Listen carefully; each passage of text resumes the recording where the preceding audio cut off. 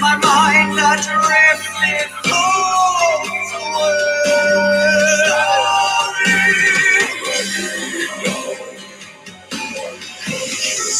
Sleep tight, my dear, I've come to give. If I can't have you, then God will. It gives me the thrill into the everlasting. In the middle of the land, with all face, only the names we the lights above the glory, whispering now it's time again. My life beats with the silent anger. My heart shakes, I know I must stop there. Now it's time for us to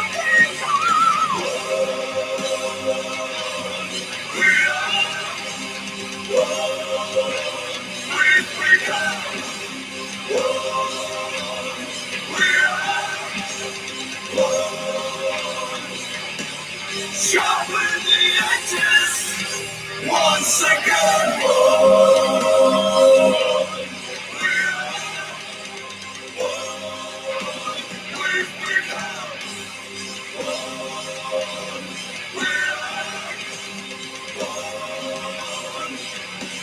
Sharpen the edges, prepare the blade.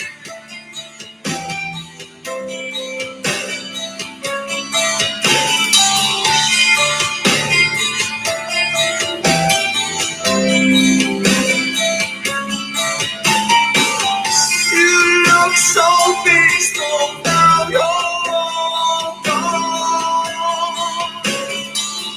So please forgive me, I've done wrong.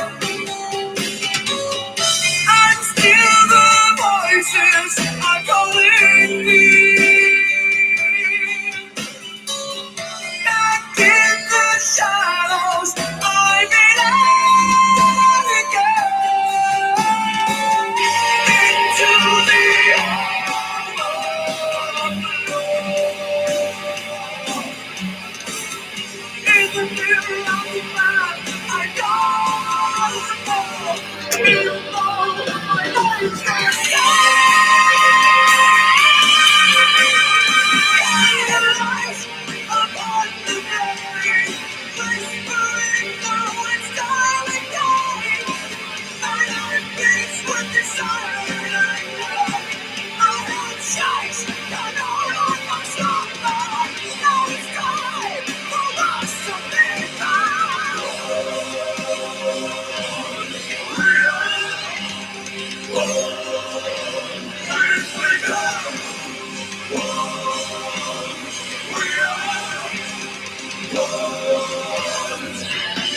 Sharpen the edges once again.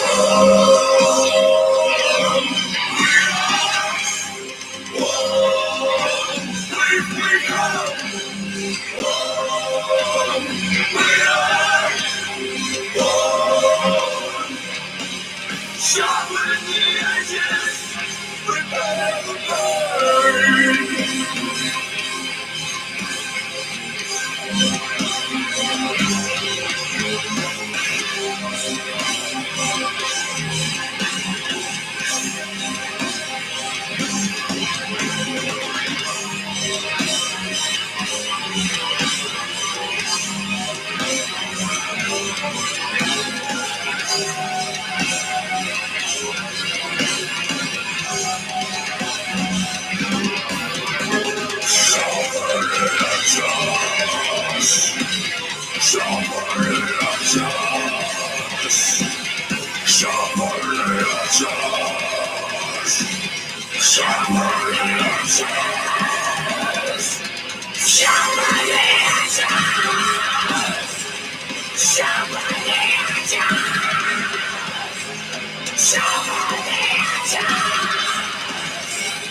Somebody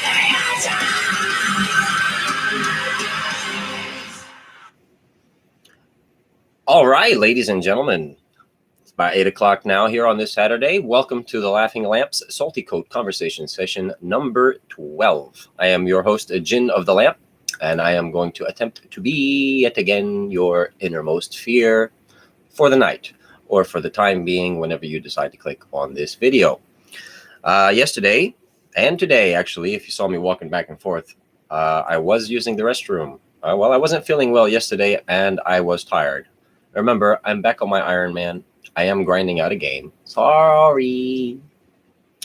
Anyway, beyond that, I have some news. I like to, here's a video post, if you will, of an update, excuse me, of what I'd like to do from this point on here at the Laughing Lamp. At least what I'd like to do based off of the schedule and the season. Like I said last video, the snowbirds are coming down, and the client list was growing. So I decided, in order to try to accommodate the Laughing Lamp into the new schedule that has been becoming increasingly busier, or increasingly more busy, right? Okay. I'm going to continue doing my daily posts Monday through Friday. And I'm going to consider Monday through Friday days 1 through 5 based off of work days. See, not official days of the week. I know through technicalities, you probably think Saturday's number 6 and Sunday's number 7. But we were always taught, as far as I remember in my day, that Sunday was the first day of the week. Needless to say, I'm going to continue posting Monday through Friday. However, the gaming has a lot to do with it too. Sorry. I mean, I would apologize to the best degree that I can on that factor. But at least when I make my Friday post, I'll have more than just whatever nap I get or a couple hours of that day to review all of my notes for the week and come up with a video that Friday evening at 8 o'clock. So I decided if I just post Monday through Friday, and then on Saturday, I'll dedicate my 6th day of the week as a 6th work day of the week, which most of us consider to be our weekends, right? Students and Monday through Friday day schedulers, pretty much. Normal business people. Normal. The definition of normal, the one we perceive upon as normal, what normal is. Needless to say, that's what I'm going to do. Monday through Friday, continue my posts. That way I get to review them just a little more, and then on Saturday dedicate the video on Saturdays from this point on. I think that's fair for me.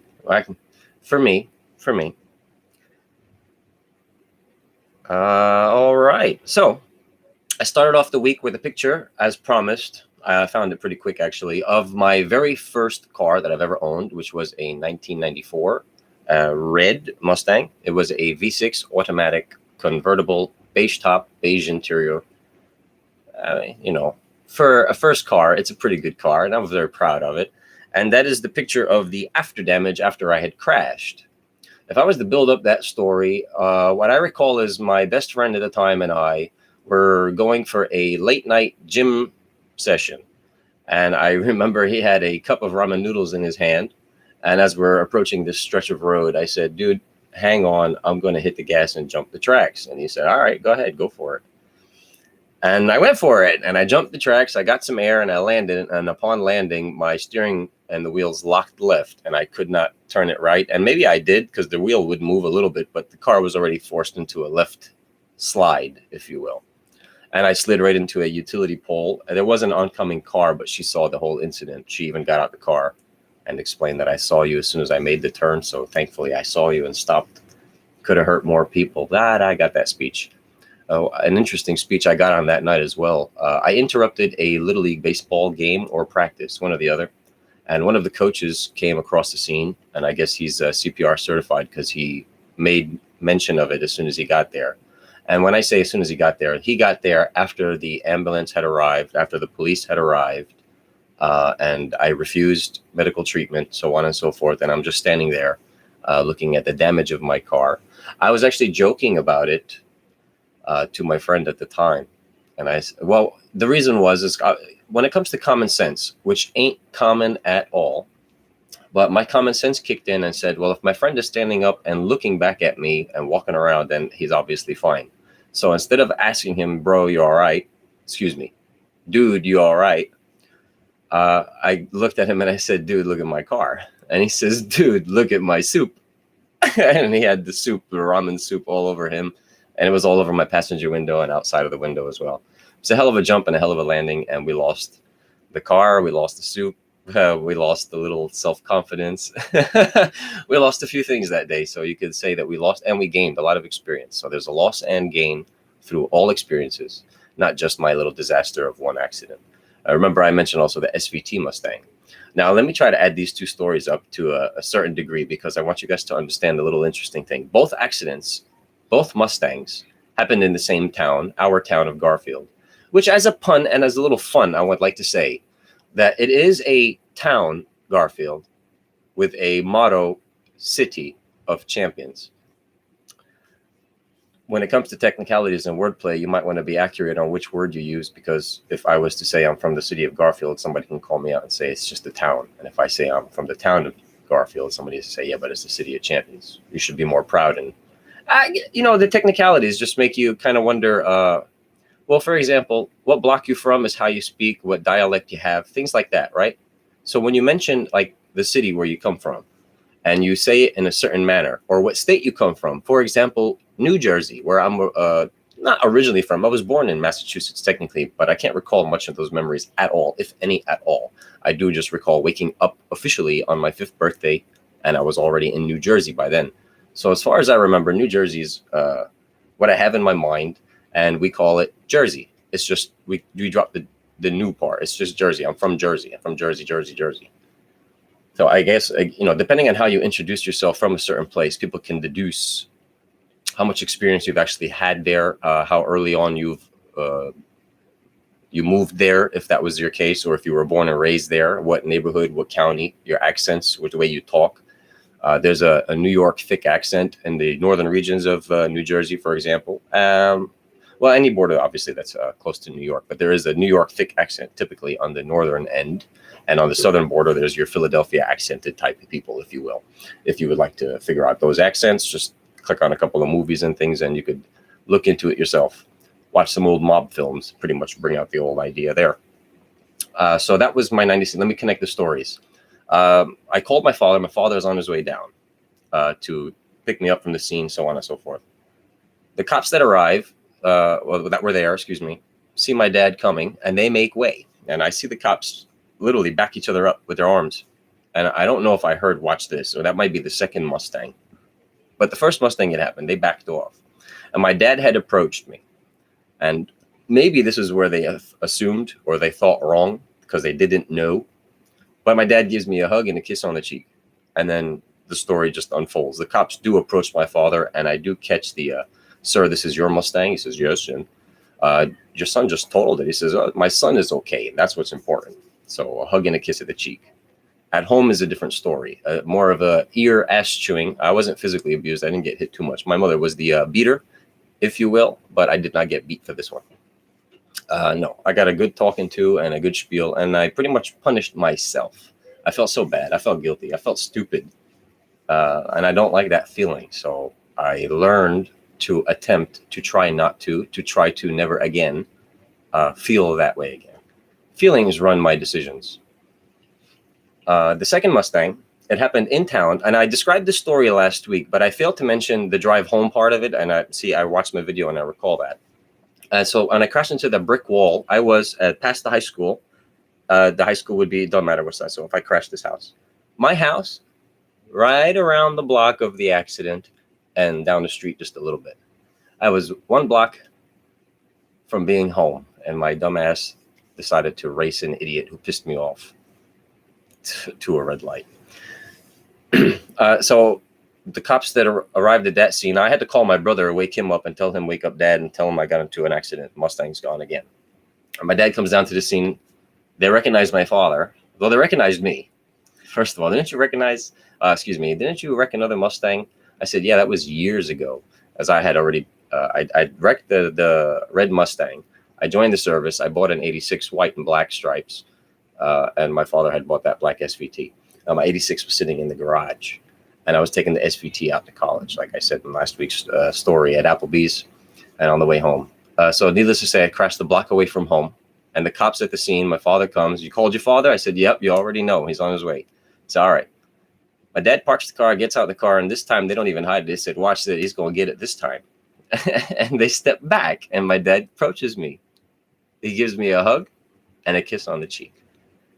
And the cops came up to my father again and said, John, right? Yes. I said, didn't your son wreck a Mustang prior? He goes, yes. And he was okay then. He says, well, John, this is the second Mustang. I mean, surely you're going to do more than this. He says, no, once again, my son is okay. And that's all that matters. And again, was different when I got home. The same thing, though, and to a degree. I mean, it's different to the public. The public got to see the hug and the kiss. I got to see the hug and the kiss, and then I got to see the at-home treatment of it as well, right? So at home, I get another ass chewing. I get an earful of it. To a degree, my second Mustang, oh kiddo, I know, I feel bad, I'm sorry, it was the car I needed to go to school. And then I ended up, well, because of that situation, I ended up panic buying, if you will, rush buying. I needed a new vehicle, and I went for straight up finance option. I didn't want to lease anything. I wanted to own the car when I was done with it. I don't know, I wasn't thinking about credit building and the in and out new car of leasing. I think about it nowadays, but again, when we're younger and stupid, no matter what our parents tell us, we are thinking our own way, and we're going to try to rebel, and we're going to try to do it our own way and succeed. We're going to try to succeed. Now, I succeeded to the point where my car is finally paid off. It's been paid off for years, but I went maybe 6 to 8 months dry and making payments at one point in my life. Early, well, I was after about maybe the 2 or 3 year mark, maybe, of the car, something like that. And it was actually my very first security boss who saved me to a financial degree.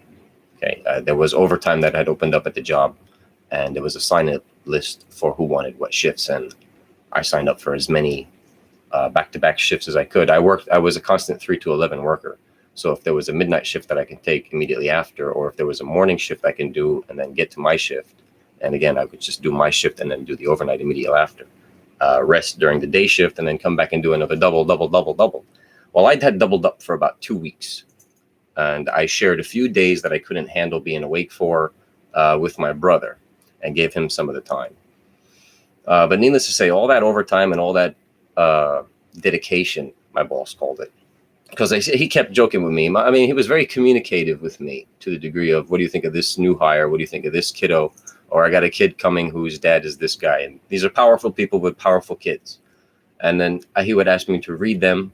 And then he would just approach the shack that I worked at, the guard shack, and basically get my opinion every now and then on not just them, but how my day is going, how the family is going. I mean, he got to know me.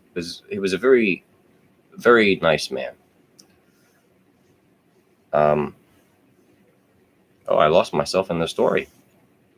Well, besides the boss and what I've learned in leasing, let's just get back to that point. So I decided to rebel. I didn't lease. I went to go straight for finance. Originally, I went to a Mazda dealership, and I had in my mindset the price ranges were the same, and I ended up with one of the two cars anyway. So let me tell the Mazda story first. That was a rejected car. But when I was on deployment, I had been researching cars for the expectation that I would come back from deployment with a buttload of cash, which I ended up getting an 86 Mustang with anyway. Actually, originally, I had a 2001 Mitsubishi Eclipse GT Spider, convertible, 5-speed manual, beige, interior beige convertible top. And that's actually what led me to get my 86 Mustang. You see, I bought that Mitsubishi Eclipse in Newark, New Jersey, which is not the best place ever to ever buy a car. Used, new, I don't give a flying fuck. Don't buy a car in Newark, New Jersey. Learn, advice is given here, so try to take it. And I took that car back to South Carolina. I drove well in New Jersey, and it survived the drive down to South Carolina. When I got to South Carolina, the very first night I was there, it was a heavy rainy day. And the next morning, I learned the consequences of buying a car from Newark, especially a convertible. My car was drenched full of water inside, whatever was able to hold, and it was soaked. Everything was soaked. It started, and it barely ran. At this point, one of my buddies on the base, he asked me if I can give him a ride to a dealership. He's checking out cars. And I said, yeah, just to warn you, my car stinks and it's wet, blah, blah, blah, blah, blah, blah. No problem. So we check out a car, and he finds a car he likes, and he decides the following week he's going to purchase it. While we are there, though, I saw the 86 Mustang.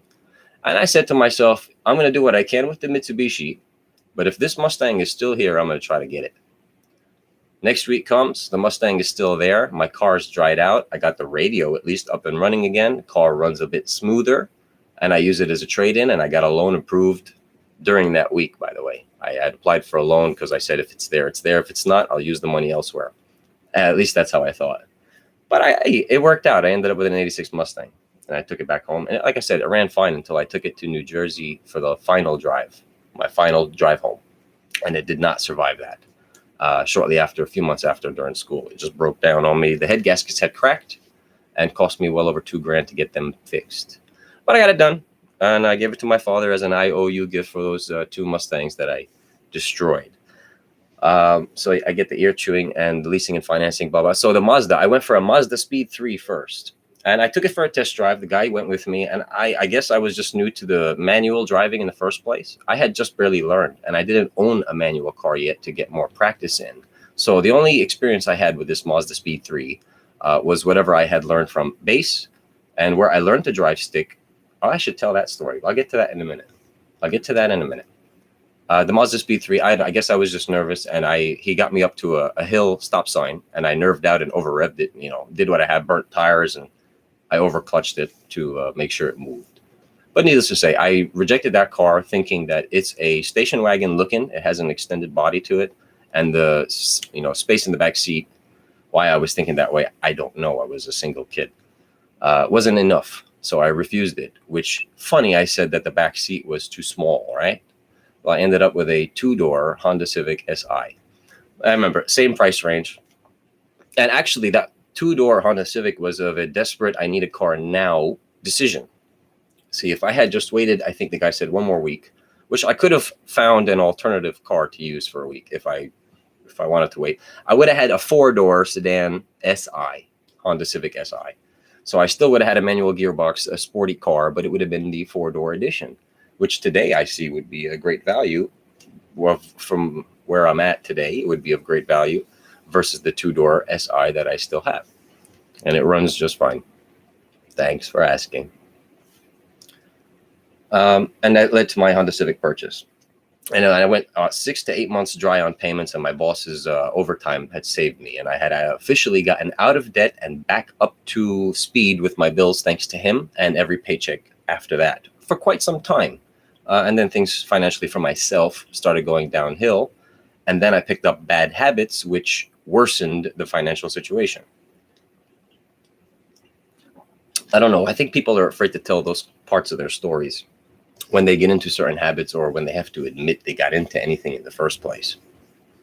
When I say I admit to anything, if you remember, for those who have been watching, I mentioned a gentleman that I met, a contracted driver, who took about a year of friendship for him to open up his certain drug use, his cocaine, and introduce me to it.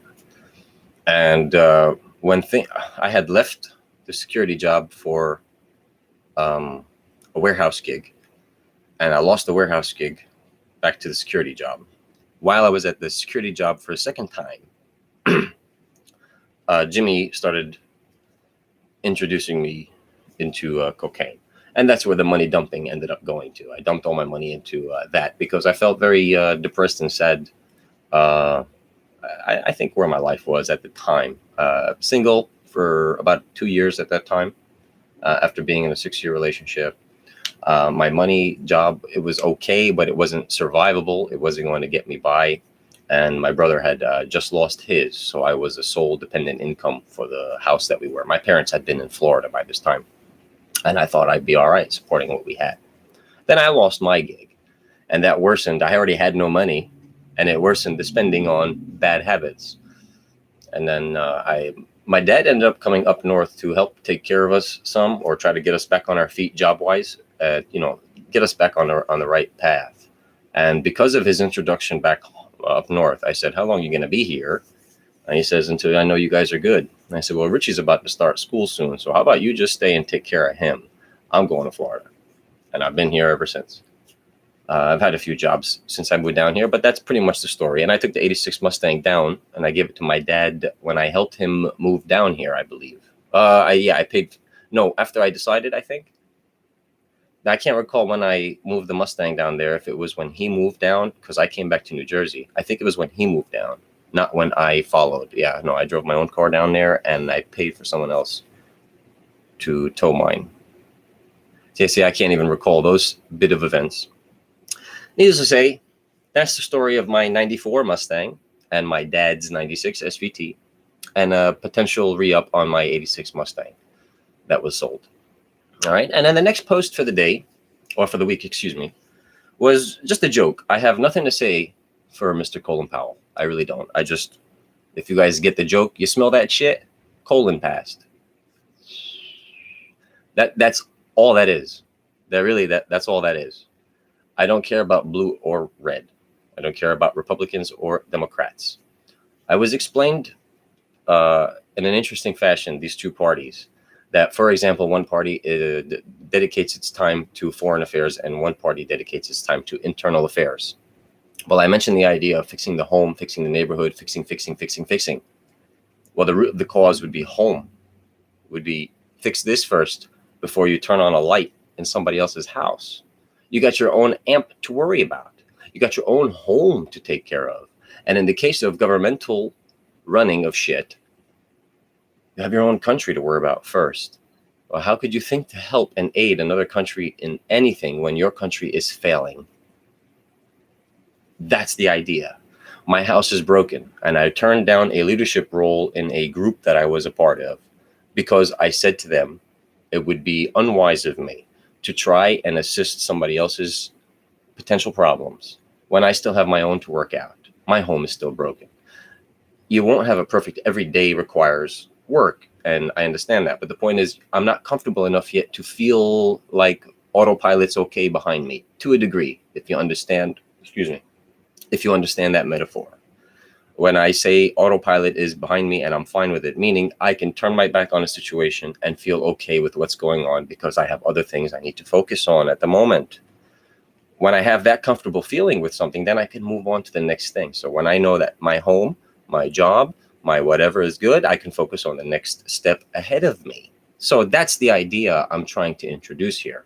Okay. Blue, red, fix your home. Fix your country. Then perhaps you have the right to introduce an idea to another country in a similar problem that you may or may not have fixed in your country first, politicians.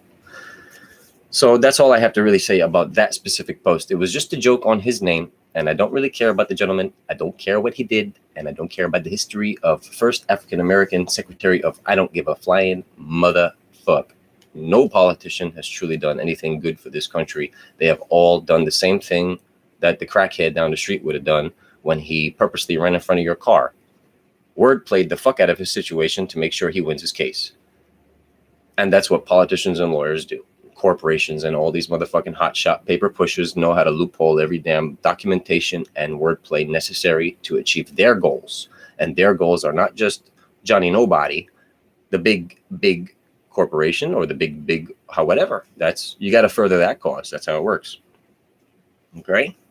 So anyway, needless to say, when they look at your own corporation, that's their home that they fix. Then that they poison. Then they send the poison out to the, just a joke. Just a joke. No, it's not. It is reality to a degree of what metaphor you'd like to accept it as. We'll leave it there for the moment, and I'll touch back on it should I need to. I'm going to move on to this next post. This next post, I said we're going to have fun with it because it introduces a religious idea. Once again, welcome to the Laughing Lamps. A salty. All right, let's see if I can have fun. Tongue of fire attack! Enlightened inferno embrace! Did that work out for you guys? It's as good as I'm going to get. And then it says Julian, in parentheses, 2 M/F 50/50. Gregory, 1 M 100. Okay? We'll talk about the holy and unholy in just a moment. Julian calendar, Gregorian calendar. Two main differences of the Christian religion in timekeeping and calendar timestamps, if you will, right? By 13 days. Stupid. The point of those numbers and the point of those, the relation. Gregory. Well, let's go to Julian. No, let's go back to Gregory. Gregory. Think of the name. Would you find a way to call a female Greg or something? Greg version female. Waiting for it. None.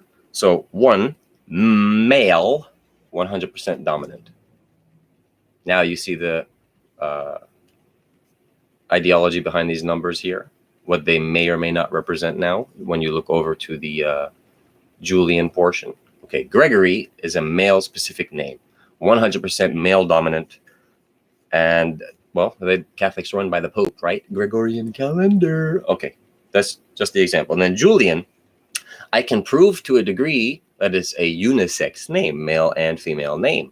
I'm sure you and I know a male Julian somewhere. I know a female Julian that I was a coworker of mine in one of the very first jobs I held down here.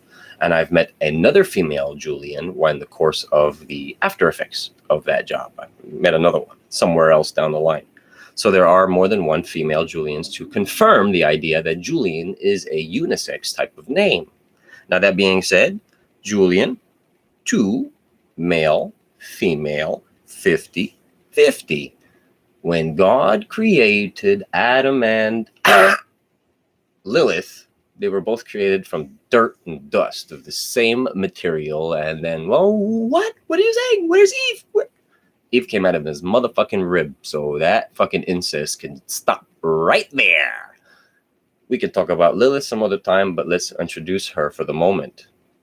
You see, Jews. You see, I'm just saying, okay, Julian and Gregorian calendar. You see, there's names in these religions, and they don't just stem from the Christianity version of these names. They come from the older religions that come prior to them. They're just a recreated name, a shortened name, a more acceptable name of a new language name, a new translation. That's all it is. So all these names start from a root, seed, somewhere. So at the beginning of time, really, the stories should have been Lilith and Adam, the running away, the betrayal, as they call it, of Lilith and her curse that God bestows upon her. And then Adam's rib yanked out of him and created another woman, and yinkity yankity yank, and her and the snake, and huppada he, and the apple, and huppada ha, and Cain and Abel, and dooppada doo, and one kills the other, and thinkity dee. So Lilith wasn't allowed to procreate ever again. That was her punishment. That was her curse. And I would like to say that if any of this story is true or correct in any fashion, then just like Jurassic Park, she found a way, motherfuckers. And there are 2 human genetics roaming around out there. Did you ever notice that? Did you ever think that? Maybe some of these species are evolved. Maybe some of these species are aliens. That's the joke. That's the joke. Maybe that's the reality. I don't know. Just a conspiracy, and I'm the nutso who's going to voice it. So I'll voice it, and then you could tag along to whichever ship you'd like to fucking hop on board with. Okay. In the next portion of this same post, I introduced the concept of the holy, unholy Trinity Infinity. And I'm going to say obviously, because hopefully common sense kicks in with some of y'all. But it's the Holy Trinity as we're commonly known as, and then I would claim that it's the unholy infinity, right? They want unlimited power. At least that's what it would claim to be. And then the wordplay in between these, the Father, God, fire, always good, however evil. The children, Jinn, earth and water, always win, however lost. I'll explain. The mother's aura, air, it's always true, however false. Wordplay is how you use them, where you emphasize, what you emphasize, how you emphasize, how you tell this wordplay. So you mentioned before you pass down stories to generation, because writing them down allows the translation of an infinite possibility of understanding. But a verbal with the emotion behind it typically allows for one way. It does allow you to think other ways, but the emotions behind it allow the person listening to focus on the emphasis parts of it. The whole story is important, but when you read it on your own, you emphasize your own words and what you think is important, what you think is wrong. What the person telling you is what they learned already from experience and what they know. And they're sharing their knowledge, their knowledge with you. They're not sharing their thoughtlage, right? They're not sharing thoughtlage, thoughts. Their knowledge. Just saying. So let's break this down a little bit. Fire, earth, water, air, the main elements of all creation, right? If anybody was to bring that up in any fashion. And then the Father God is proclaimed as a father type figure. And then the segregations, well, even father would be a segregation. But if the father was the root, then the segregation would be that it is a mother, it's a female. So that's a segregation version of it. And then the other segregation would be it's no sex. But it's proclaimed as a father. So it is proclaimed as a male figure. There's your Gregorian 100% male dominated. He's always good, however evil. So how could there be God such so great, and yet disease and blasphemous acts and sins and free will allows us to bring upon dirty? But that's the humans doing it. Yes, but that was God doing it then. If we can do it, it's because God allowed us to do it. So God did it because that's where the seed comes from. We're just the branch that happens to be the one that does that bad thing. You could look at it that way too. Of course, you could look at it in infinite amount of ways. So however good, always good, however evil, right?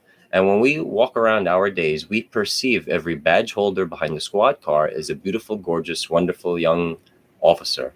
And everybody driving behind an ambulance and a fire truck are beautiful, good-hearted, pure of heart, absolute white little angelic halo wearers.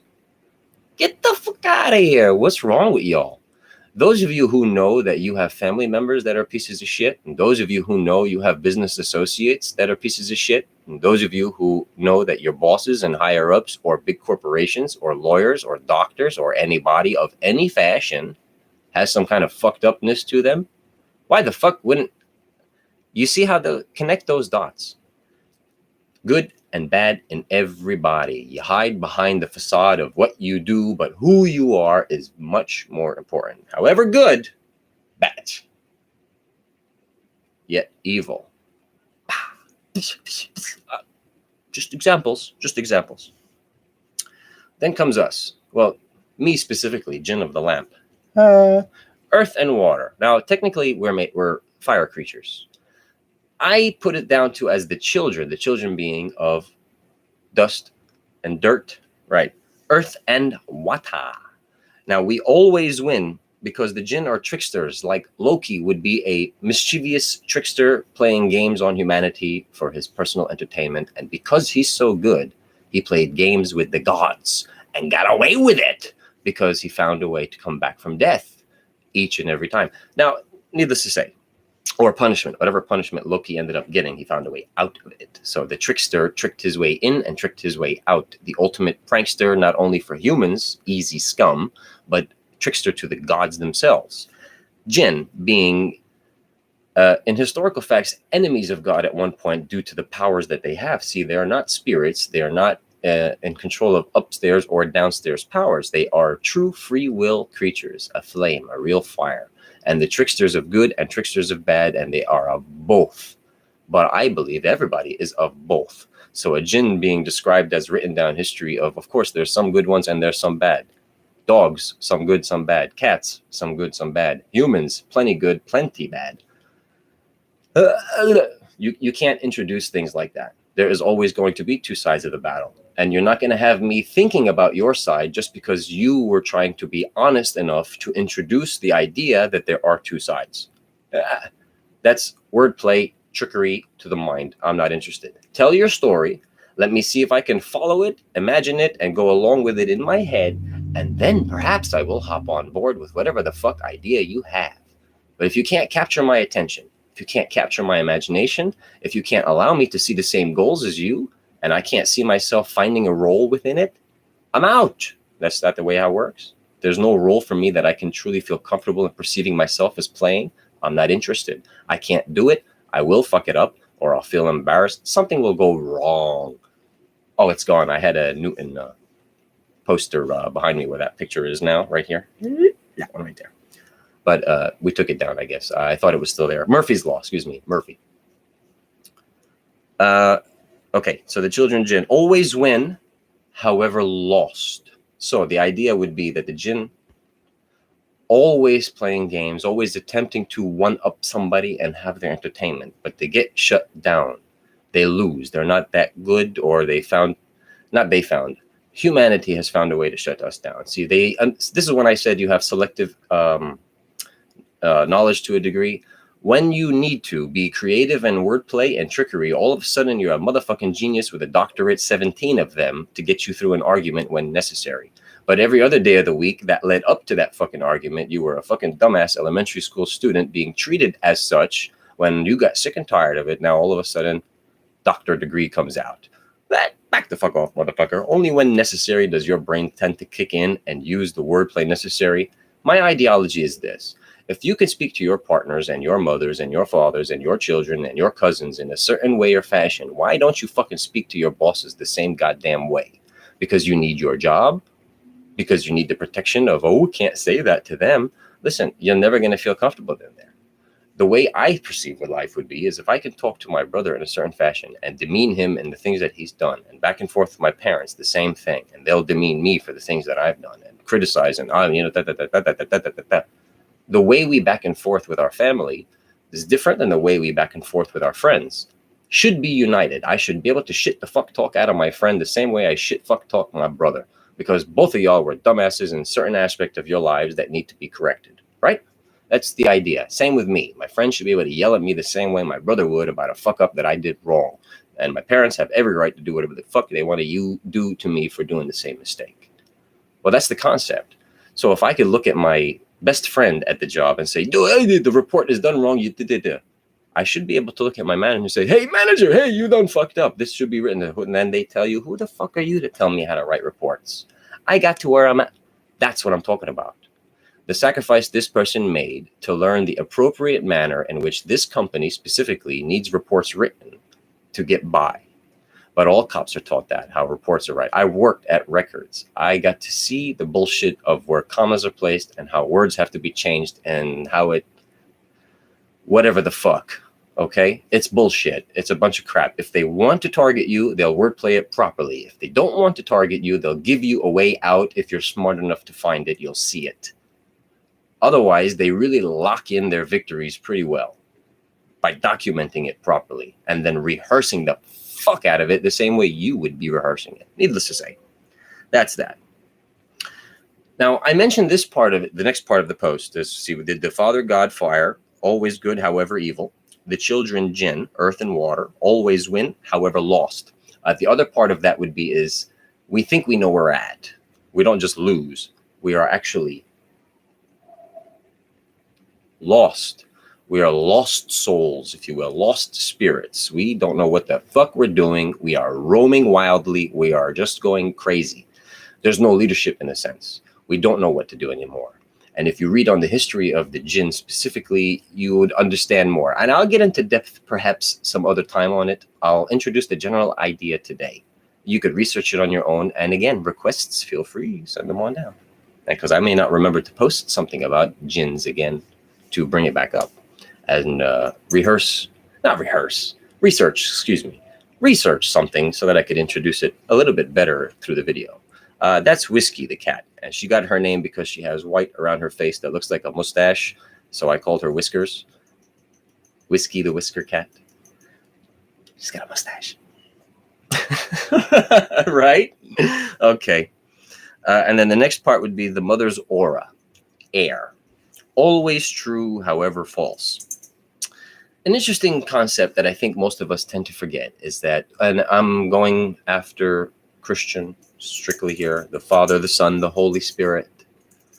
What the fuck? Where is the role of, for Christ's sake, Mary? Where is the role of Jesus's Mary? See, there's two Marys now. You didn't think about that, did you? No, there's the whore and then there's the other whore. Sorry. Yeah. Oh, needless to say, we don't think about Father, Son, and the Mother. No, it's a Holy Spirit that gets two fucking shoulders. That doesn't make sense. So I believe the Mother is that Holy Spirit. And you have to consider the time of day when all these sayings were made. Many mothers didn't survive the first birthing of their children. So she ended up being a spiritual aura guiding and protecting the baby until it grows. And Daddy technically did what he could to raise it. Dun, dun, dun, dun, dun. But this is common sense historical facts we don't think about because religion has to add up to 2021 today. It has to. It means sense with how it was written then today. You're a fucking moron. With anything that you read of historical facts, you should put yourself in the mindset of the year the motherfucking text was written for you to try to get any sense out of it. You're not going to make sense out of it by putting the 21st century into 13th century fucking texts. That doesn't add up. But if you put yourself in the mindset of 16th century and you're able to translate that 16th century chaos into something fucking normal to you, now you bring it into the 21st century. You normalized it for today's spreading of it. You see, every time I mention that everything we learn, even if it's today's news, something accurate today, or past news, or potentially future news, is chaotic. We all find a way to normalize that information so that we can understand it, better understand it until we're corrected in our understanding.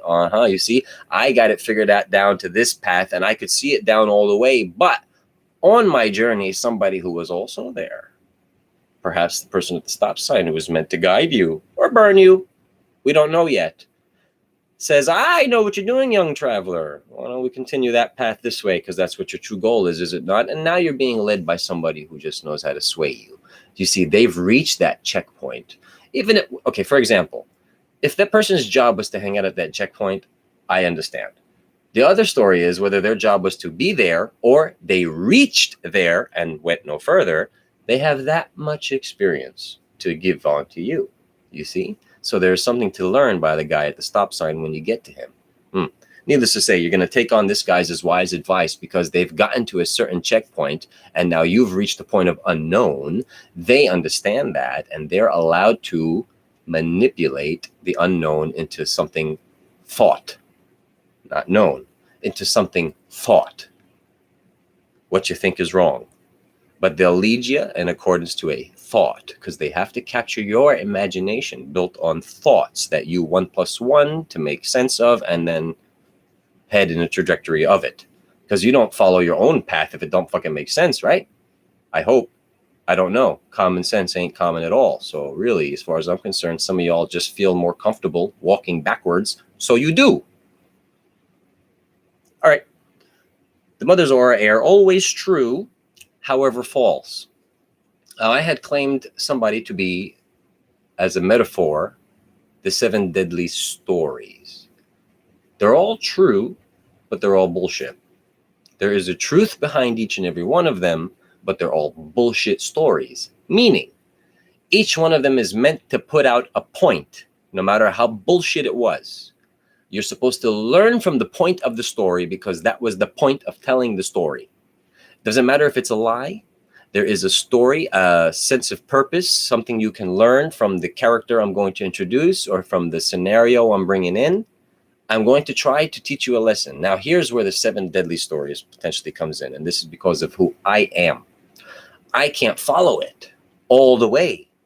When I reach a speed bump into it, I don't get a potential fix to the story and continuation. What I get is a, whoop, let's try this story then. Oh, no, okay, I don't know either. So let's go to this story, 7 deadly stories. See, this is the problem that we end up with the translation part of it is. Always true, however false. And I think that's a good way of guiding your children in a sense. Give them the warning story of other kids who have gone through it, even if you have not, and tell their lessons in the hopes that they would listen.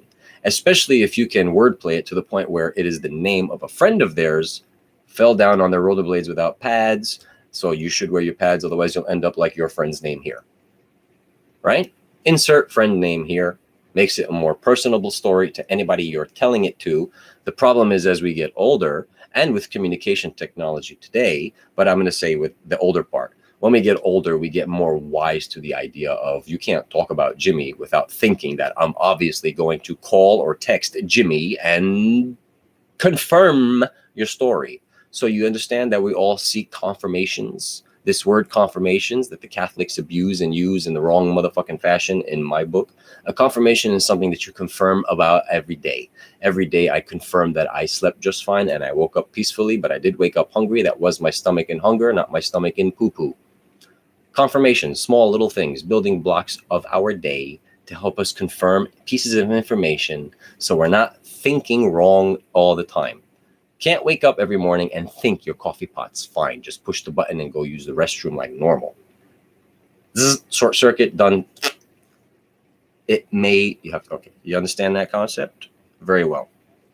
And then I joked, well, continuing this post, I joked two of them, that life was always righteous, however sinful. I know that you know that there's a lot of dirty in the world. We don't have to get into specifics. I know that you know that there is dirty in this world, right? So however sinful this world is, we, for the sake of trying to find positivity in it, right? So apparently we know how to do it when we want to, just not when, I don't know. You're very picky on when, okay.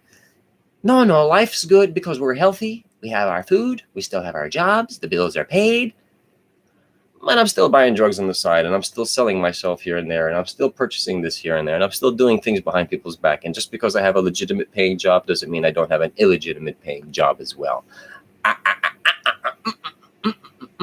Whatever. I don't care what your point is. Life is always righteous, no matter how sinful it is. And no matter how sinful it is, you will find a way to make it righteous.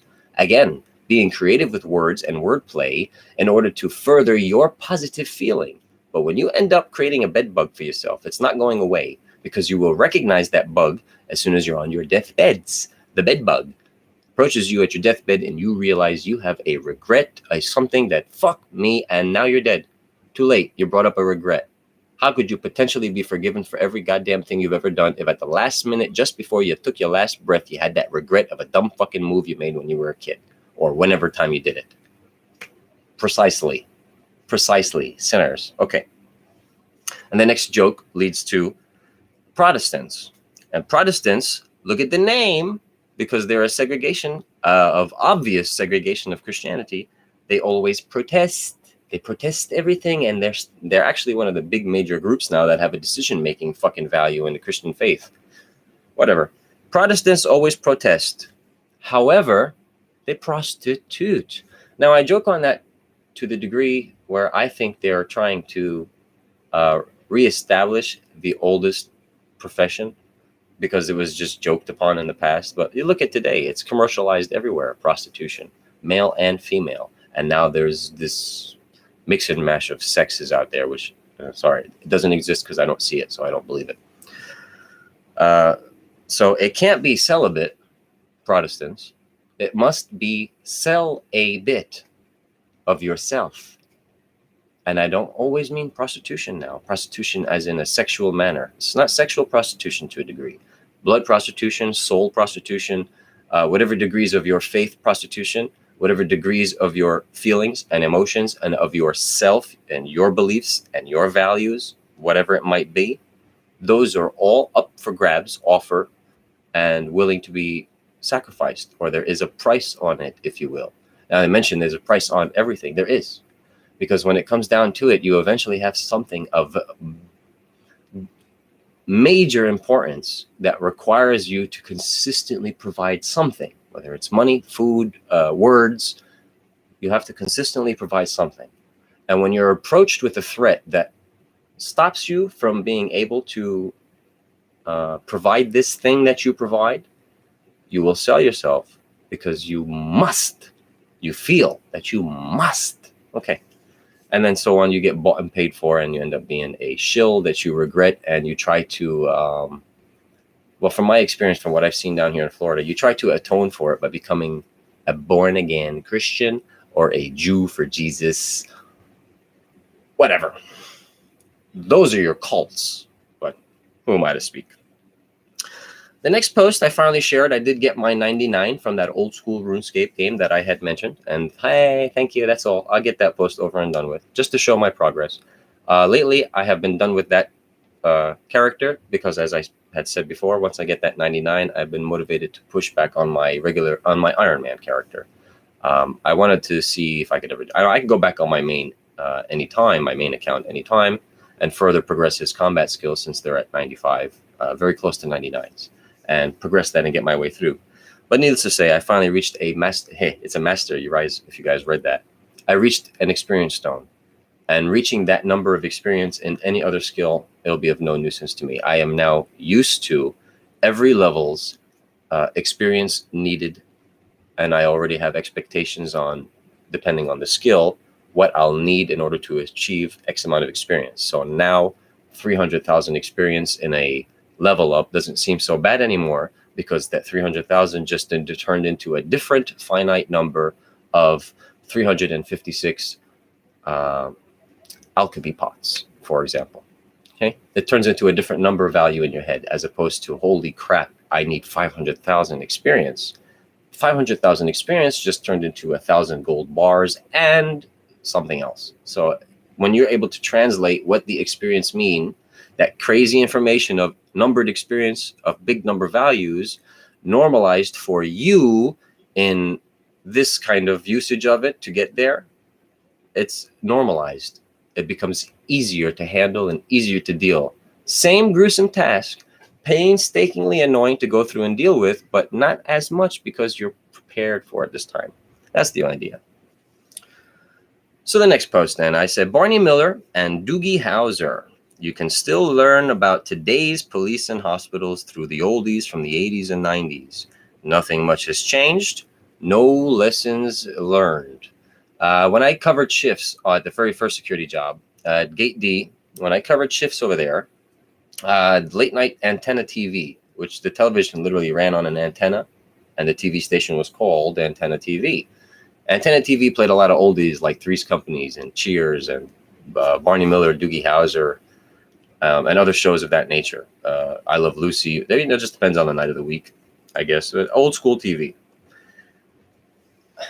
I can't. I'm trying to recall exactly the Barney Miller episode, and I think it was a racial one that had to do with a black man doing something and coming into the police station, Barney Miller station, and complaining, which they eventually figure out. And then in Doogie Howser, there was a case, maybe third or fourth episode of the first season, where he witnesses some kind of bullshit technicality in paperwork, if I'm not mistaken, or how a situation is handled for doctors. Because of the guidelines that they're taught and trained, it goes against his personal value.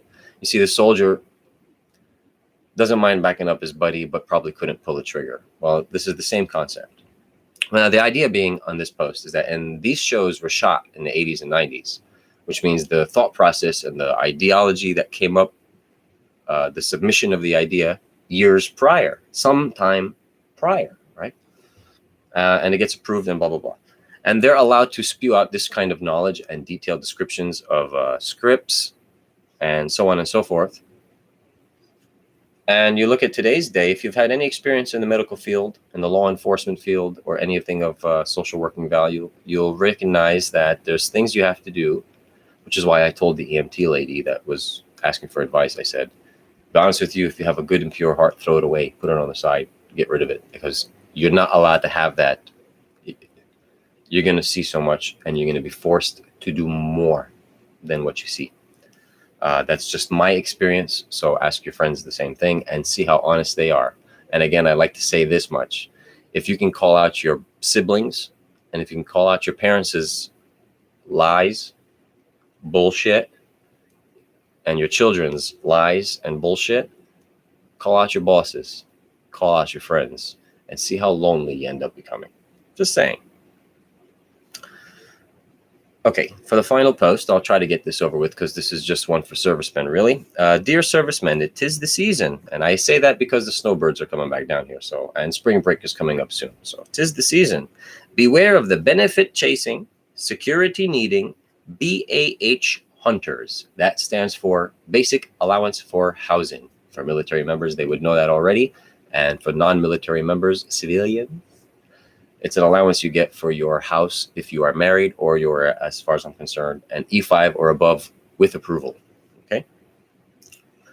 You give them all the reason to make you happy while they suck dry those benefits you didn't think how to properly use yet. I have a GI Bill, or I'm aiming for a GI Bill. Let's say I met the love of my life and I marry her through my service time. As my wife, as soon as I get my GI benefits, she's entitled to use them. And if she uses them before I do, and we don't work out, and a lot of military marriages don't, and we don't work out, you got a free degree and a free college ride, and I'm stuck with that big fucking shitter down the toilet, wasted benefits, gone. If I was smart, I would have, ready? This is the dirty part. I would have impregnated you and give my fucking benefits to the kid that comes out, because I'm allowed to do that too. And my benefits are good for 10 years after I discharge. So technically I had plenty of time and to decide whether I wanted to stay in and make a career out of it to ensure the child gets those benefits, or I'm at a point in my life where I join the service to which within 10 years, my child will be of college level, so I can give it to them then. That works out too. It's kind of planned out. It's no different than the don't ask, don't tell homosexual policy of the military service. But at the end of the day, now that it's kind of free, I think we should be allowed to openly speak of the conning of the system in the first place. Because you see, males and females were already falsely just getting married to receive the benefits, and they would split it amongst each other because of financial gain. Well, homosexuality just allows the same sexes to say that they're married. They don't have to goddamn be gay at all. But they can get married and one of them receives BAH and then split it with the other guy. And it's their best friend. They're both getting money. So needless to say, when you have yet to figure out how you want to, and when we join the service, for the most part, we are young, dumb, and we're just ready to go, lost individuals like the earth and water gym. We're lost individuals that require guiding. I will say this much. I think everybody should do 2 years mandatory service. Let me explain. You see, through my experience, I realized that my very first year was strictly training. From boot camp to hold to Pensacola A school, on hold for a while for school to open, school, graduation, following year, on the job training. See, I think, for example, as an airframer, I should have been given my AMP license after graduation of school, 1 year of performing an AMP as a military service member, get kicked the fuck out with a guaranteed civilian transition of an AMP, giving me the opportunity to work under an AMP license to transfer it to a civilian AMP while I'm working under the experience of a military AMP license. And this is a license you need to work on the flight line, by the way, ladies and gentlemen. Just not jumping into the specifics. I don't know why. So I get the AMP license military, transfer it to a civilian, use it as my experience. And by then, for example, out of high school, I'm about 19 or 20 years old, depending. Then I can decide to use any GI Bill benefit in college. You see, 2 years we're supposed to get our Montgomery, which can be used for trade schools. And 3 years gives us our post 9/11 GI Bill, which is a little bit, well, I don't know. I think they really have this. I won't get too specific, but the post 9/11 GI Bill pays for more academia than it would a trade school certificate. It pays for a degree. That's how I break it down metaphor-wise. The Montgomery GI Bill pays for a trade certificate. The post 9/11 GI Bill pays for a degree. Okay. I think that's good. My stomach is kicking anyway, so I'm glad I can keep this one kind of short. And I apologize for missing out on yesterday. It should have been yesterday, and then yesterday would have introduced that I was going to start a new format of videos and so and so. So again, I'll just reintroduce the concept that the Laughing Lamp will still post its daily posts Monday through Friday. However, the weekly video will from now on be held on Saturdays at 8 o'clock p.m. Eastern Time. And I'm in the United States. That's why I say it that way. All right. Thank you, ladies and gentlemen, for joining me here at the Salty Coat Conversation Session number 12 at The Laughing Lamp. I am your host, Jin of The Lamp, and I hope I was your interferer this week. I apologize. I'm a little out of the weather today, more than just gaming. My stomach has had a kick of a bug. But needless to say, enjoy the rest of your weekends. Stay safe and stay well, ladies and gentlemen.